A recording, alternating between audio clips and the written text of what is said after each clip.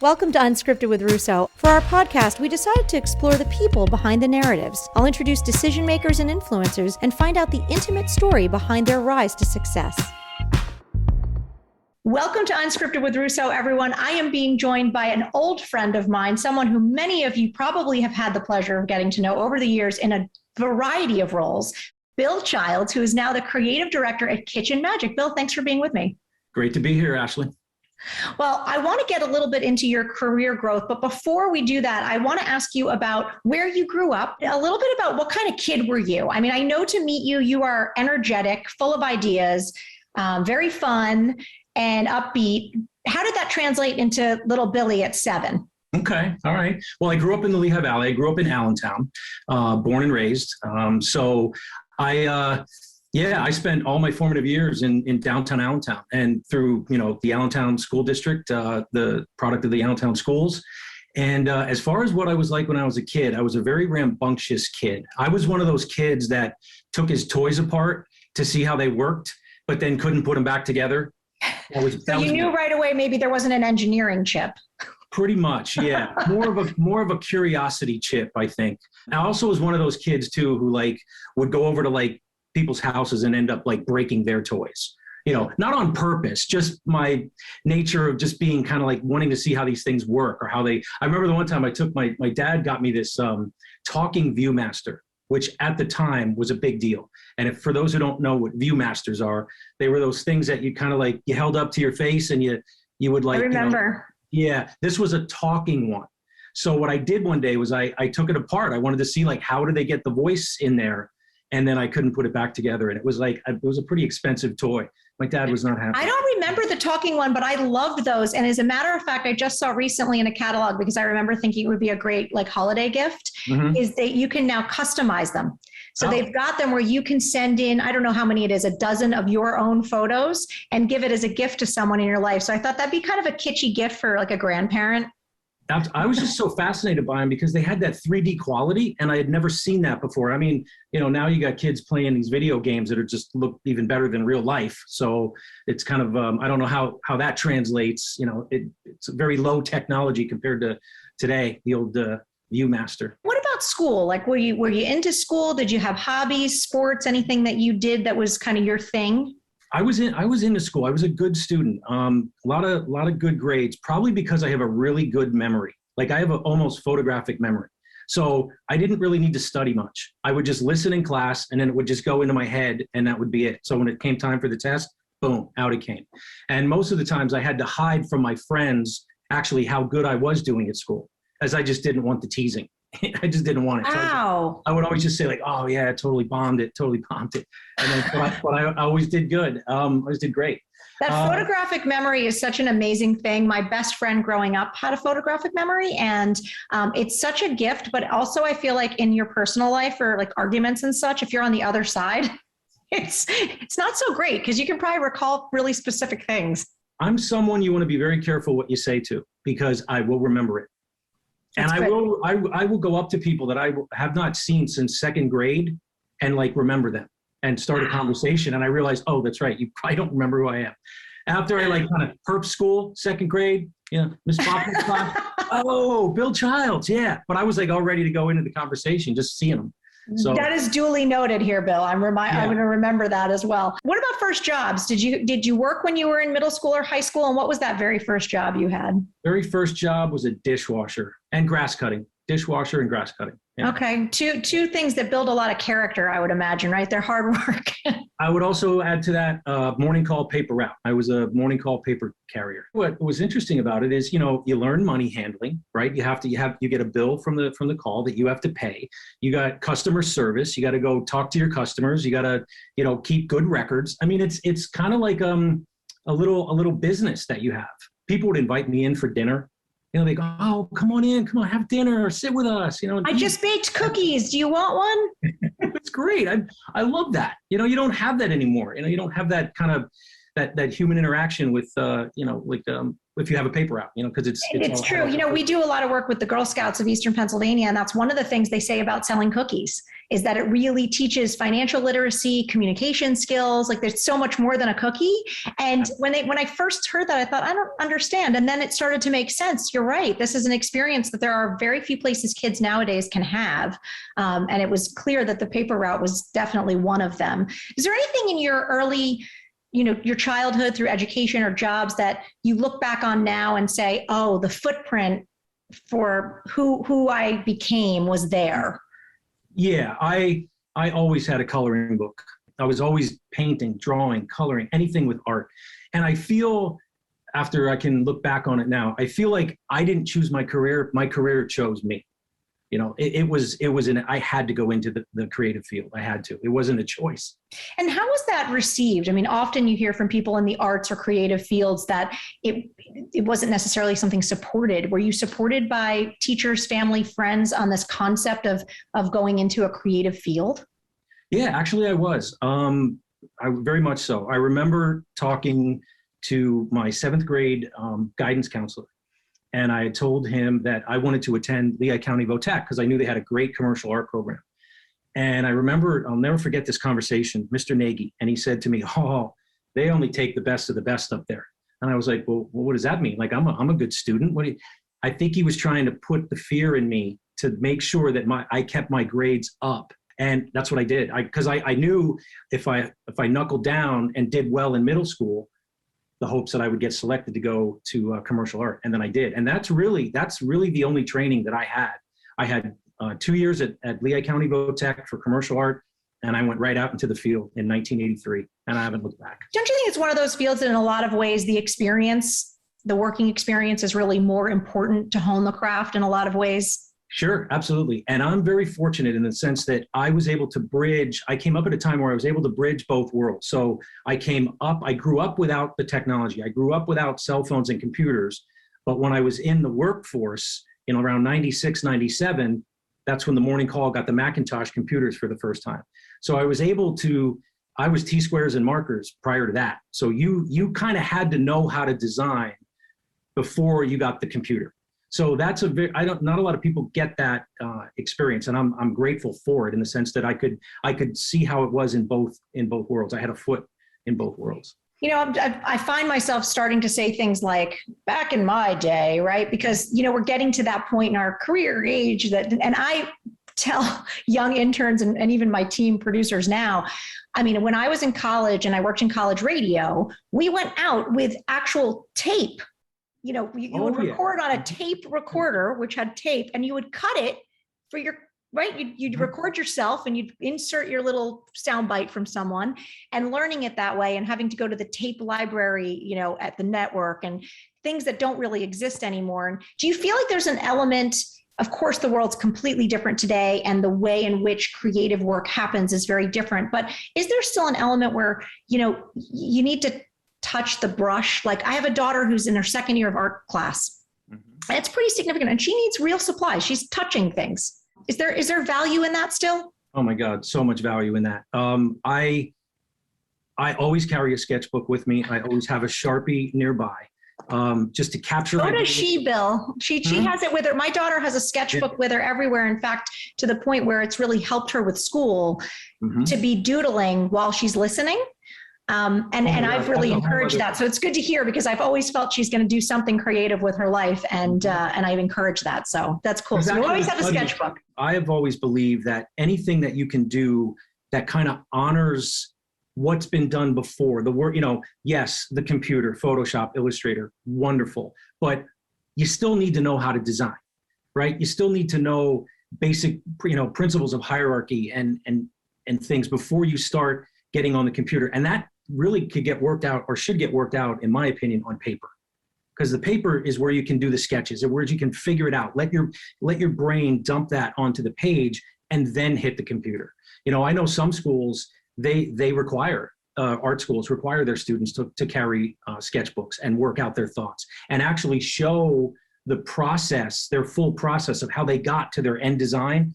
They have to present those sketches and that work on the paper. which I think is critical. Absolutely. Well, it makes a ton of sense. Bill, we're going to take a quick break, but when we come back, I want to talk to you more about your career path and when you got out of technical school, what you started doing, because you've worked in so many interesting places around the Lehigh Valley with so many amazing brands. So we'll be right back. This is Unscripted with Russo. Home to the Iron Pigs in Dorney Park, Allentown is a city without limits. Food, art, dance, you name it, it's got it. Allentown's historic roots are matched with its vibrant culture to create an adventure that you'll never forget. Thinking of taking a trip? Follow Lehigh Valley, PA on Instagram, and you'll find attractions, hotels, and sites you won't want to miss. Welcome back to Unscripted with Russo. I'm being joined by Bill Childs. He's the creative director at Kitchen Magic. Bill started off by telling us a little bit about growing up in Allentown, his paper route, and how creativity really found him. And then he figured out how to put that creativity into a career. So Bill, I want to ask you about your career. You came out of school and you started working right away. What was your first job? I believe, were you at Adams Outdoor first? Was that the first job? No, my first job was at a company called Graphic Sign Systems. They were based in Allentown on South 4th Street. And they were doing, we were doing a lot of lettering for hospitals, interior signage, lobby signage. And I remember we were one of the first companies to purchase the vinyl cutting machine. So the machine that cut vinyl, the plotter, I forget the name of the machine, but so we started doing truck lettering, vinyl truck lettering. And I remember that was like 84, 85, 86. I worked there for 6 years. And I just got to a point one day where I kind of realized, I don't really feel like this is really what I wanted to do anymore. The job had served me well. I learned a lot there, but I just felt I had more in me. I wanted to do something more. And I wanted to get more hands-on with graphic design. And that's when I got, actually funny, I got hired at the Morning Call as a proof messenger, which is basically what email does today. I drove advertising proofs around for customers to proof. It's funny. You sort of, now that you say it, you realize a job like that had to have existed, but I never thought, how did the proofs get there, right? Our only frame of modern reference is like Mad Men and I drove them around, me and 4 other people. And what was great about that was the Morning Call at that time. There was just so many opportunities within that building and it was that job was able to kind of have me go in there, learn about the paper, learn about the product, what the Morning Call did, and then kind of look and see like, where could I best see myself fitting? And I found myself wanting to go into the copy and layout department. And after 4 months of doing a proof messenger role, I was hired to be a copy and layout artist. So T-squares. That's a great example though of why, and I know you work with interns and you say like, just do anything, go get the coffee, because you don't know who you're going to get to interact with. And that's what opens your mind to the concept of all the different jobs that go into a particular field. So is there something that you can say in those early years that you learned that you still today say that was such an incredibly valuable lesson that I was taught early on in my career? Does something resonate with you still today?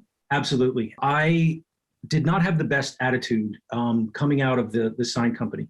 After 6 years, I was very disgruntled. I think I had my existential crisis at age 24. I did it early. I peaked early. Smart. Get it out of the way. But I knew going into the Morning Call, I could not bring that attitude with me. That had to go. And I dropped it. I just dropped it. I said, I can't continue. First of all, it's too heavy of a burden. I don't like feeling like this. So I looked at the Morning Call as a fresh start, and I treated that proof messenger job like I just got hired as the CEO. I showed up every day, shiny and bright and ready to go, dressed perfectly. And I treated everyone, I just changed my attitude. That's what I did. And it worked, because in 4 months, I was only there 4 months. And when that job came up, they looked at me and was like, oh yeah, why not that guy? That guy's, and then they saw my portfolio and it just started to roll. I actually wrote about that experience in my last Network magazine article about gratitude adjustments, how just sometimes you need them. They're important. And my parents used to always say, have an attitude of gratitude. Absolutely. That was a big message. And I think, there are so many skills that you can learn or be taught, but you really can't teach attitude and work ethic. If somebody doesn't come to the table with that, that's just hard to correct. So that's an important lesson. I'll tell you what, that is number one I put on the list. If you are not grateful for what you have, you're going to struggle. You're going to struggle just with everything, with your work, with your personal life. There's just so many things to be grateful for, and invite it in, let it in, express it. Even people who you're grateful to have in your life, express that to them. I lean in 100% to gratitude. Isn't it a funny thing how we've somehow become conditioned to need to feel or say that things are hard? I noticed, like, when people say, how are you? How's work? How's your family? Mm-hmm. We lead with the difficulties. And I've been making this like really concerted effort through COVID in particular, to lead with the gratitude and the positivity. And it's amazing how different that changes the tone of the conversation. It's not to say you don't have your moments, right, with absolutely trusted people in your life, but just in common conversation, I didn't really think of it as leading with gratitude. Just I was seeing positivity, but it actually is that. It allows you the space to be grateful, as we live in this society where we're just so quick with our fingers to say the negative thing. So well, one of my favorite singer-songwriters, Francis Dunnery, used to talk about how if you have this energy about you that is just constantly always pushing, you're angry, you're bitter, you're resentful, that's an anger that kind of pushes people away. Where if you have more of an attitude of gratitude, you get to lean back, things can fall onto you, and good things find their way to you, as opposed to you just shutting everything down. I love that visual. I love that visual. I'm going to take that with me. That is so good, Bill. I know that you've worked besides the morning call, which you had a long career there. You worked for Adams Outdoor as well. Yes. Talk to me a little bit about those experiences in particular, and the types of clients that you were able to work with on their creative and on their advertising. Because I think that's exciting for people to hear through those jobs, what you were able to do. Sure. Well, one of the things that really, really took off for me in my career was when I went to work for Adams Outdoor in the fall of 1999. And I met a general manager there at the time. His name was John Hayes. And he had decided, we are no longer selling signs on the side of the road. And I was like, okay, that's interesting. What are you going to sell? He's like, we're going to sell creative. I'm like, creative. Okay, now you got to remember, I'm coming out of the morning call, black and white, world with where ads and they had so much copy in them. Now I'm moving into a billboard arena where it's like 2-3 words at best, right? So it's a different type of skill set. But he laid out his plan. He said, we're gonna put design and creativity first. We're pushing it to the front of the table. And the artists at the time, me and Bill Hickey, we had final say what went on the road. So that was new as well. It was like if the two bills, as they called us, if we didn't approve a design, it did not get posted. It didn't matter how much money the company paid or who the company was. If we did not approve of those two of the design, it did not go up on the roads in the Lehigh Valley. So that took about 3 months to literally change the face of outdoor in the Lehigh Valley, in the sense that the designs got simpler, they got more concept driven, and we were really trying to push creative messaging as opposed to just on sale now, that. Do you feel that was a really innovative shift? Because that seems now to be more, I guess, what I'd call standard, right? Like that's a little more, yes. But did you feel like that was just a shift completely in the industry, and you were right there with a front row seat? At the time, a lot of billboards were kind of road signs telling people where to get off for gas and food. Billboards became, a branding tool, which they are today as well. But John really, really took a real liking and said, look, this is what's going to happen. The boards are going to look better in the market. Clients who are doing the boards now are going to get better results. Clients or potential clients that never did outdoor are going to want to get in on the action. We're going to have an easier time recruiting. And he went down the list. Number 10 on the list was, and we're going to drive more revenue, which I thought was very interesting that was last on the list, right? And all those things he said happened. It wasn't like I'm doing this just to drive revenue, because that would have maybe not been the most, I don't want to say appropriate, but it would have been the most aspirational, inspirational approach. We're going to do this to drive revenue. And then these other things happened. Great. He flipped the script. That became the last. And then I think last after driving more revenue was, we're going to win a ton of awards. And we did. And I had a blast. I blossomed at that place. That's where I became who I am today. What do you love about what you do? Because I think that there's a lot of commonality in our work with different mediums and maybe coming out, but I know that we are always hoping at ASR to be driving a conversation around branding. And it's amazing how often someone wants to tell you like what hours they're open or what services they offer. And we're always sort of trying to shift their thought to going with the brand, the vision. Let people buy the vision that you have, your mission, nonprofits, brands, and whatever it is. So how has that been kind of laced and woven through your career? And why is it so important to you that the branding and the creativity is so present? Well, because the average person sees about 5,000 messages a day, you, me included, about 5,000. That could be emails, that could be any kind of media, any kind of interaction or disruption, 5,000 a day. Then you go home at night and you go to sleep, and about 4,500 of them get erased because that you just can't retain all that. So the messages that get remembered are the ones that cut through, the ones that are saying something meaningful, that connect with an audience. The best brands are the ones that have figured out what their why is. Why? Why do you do what you do? Mm-hmm. And that's not putting a focus on the company per se, but putting a focus on the end user. That's where the real connection happens, when a customer can see themselves in a brand. But it works for people too. What's your why? What's your why, Ashley? If I asked you that, what is your why? Why do you get up in the morning? That translates into brands as well. And it's so interesting when you made the move to Kitchen Magic. Mm-hmm. I think that was somewhat surprising to people, right? Because we had seen you affiliated with brands and with companies that are very much sort of obviously creative. Mm-hmm. And then it's interesting to know that you're with Kitchen Magic. I want you to tell me a little bit about that move and how that has maybe influenced or changed your view of where creativity can and should live. A lot of times with creativity, it's setting up a culture, a proper culture within an organization.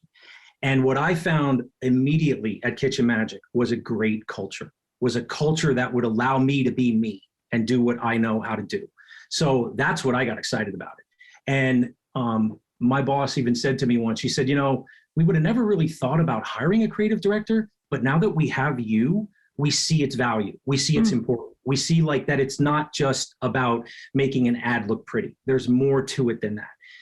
But it has to do with culture. It has to do with a culture where you can, openly share your ideas without a fear of having them be laughed at or be told, well, we've always done it that way. We're not going to try that. Or a culture that doesn't stigmatize mistakes, lets you fail responsibly. And I found that at Kitchen Magic. And I was looking for it for a long time after I left Adams the first time. And when I found it here, I was like, okay, I can plant a flag here. I can do what I need to do here. This is going to be fun. And you'd be surprised how emotional kitchens can be, kitchen remodeling can be. I am not surprised because I have redone a kitchen or two, and I have had many, many friends redo a kitchen. Mm-hmm. And not only is it emotional, but it does become the central focus of a home. Absolutely. Always, no matter what. And so there's so much more than the practical, what type of cabinet do you want, right? Like the design and the flow and the feeling you want people to get from that space. It makes perfect sense. And I love that they've made that investment in having someone like you. I think it speaks volumes about their brand.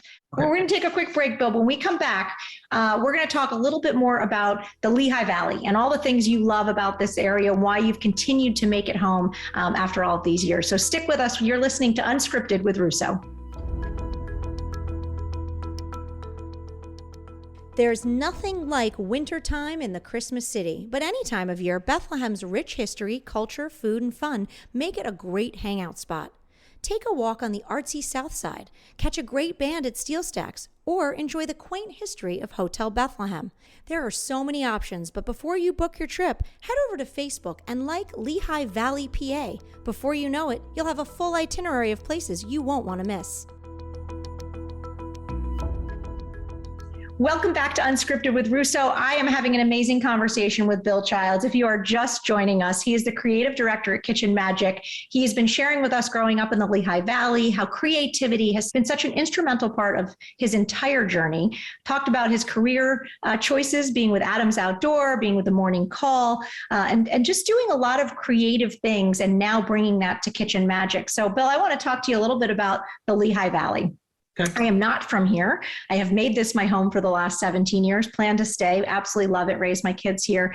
What is it that you love about this region and in particular Allentown? Well, I always love an underdog. I always love a good underdog story. And I remember growing up as a young boy in Allentown. It was kind of like when everyone talks about Hess's being here and the downtown. And then we kind of went through that period in the late 80s and 90s where, we were down a little bit. We weren't out, but we got knocked down. And then to see it kind of start to come back with all the things that City Center has done. So it was kind of like getting to watch, the rebirth. And it was almost like for a lot of people that had lived here for a long time, it's like we knew you had it in. We knew like downtown had it in it to kind of come back up, rise back up, and it was nice to kind of watch. So I was glad that I was able to witness that, and it's been amazing ever since. With your skill set in the field you're in, I would imagine that there have been and will continue to be opportunities to do what you do in many other larger regions. Certainly there are epicenters of creativity and advertising and things like that. And yet you stay here. So you've stayed here. Why the Lehigh Valley, and how have you why do you believe it's important to work in the community that you want to live in? Well, I mean, I wanted to see this area do well. I believed in it. When you grow up here, you kind of get a sense of the community that's here, and you want to see it do well. And I just always decided that New York is close, Philly is close. I mean, those places can always be reached, but I wanted to kind of see what I could do here in the Valley to kind of plant that flag and just kind of really grow. When I moved here, I was a stay-at-home mom with 2 kids, and I really never imagined that this is where I would be or where I would be going and what I'd be doing. But I have to tell you, I find working in a significant way in the area in which you live and you give back and your kids go to school and you go to the market is so rewarding. Is there a favorite thing that you like to do in Allentown? And if so, what is that thing and why do you love it? My favorite event of the year is coming up, the Celtic Classic in downtown Bethlehem. That is hands down my favorite event of the year. And I'm excited to they're coming back this year. So I'm excited to go back and just the music, the food, the energy that's down there. I love that event. So that's my favorite event.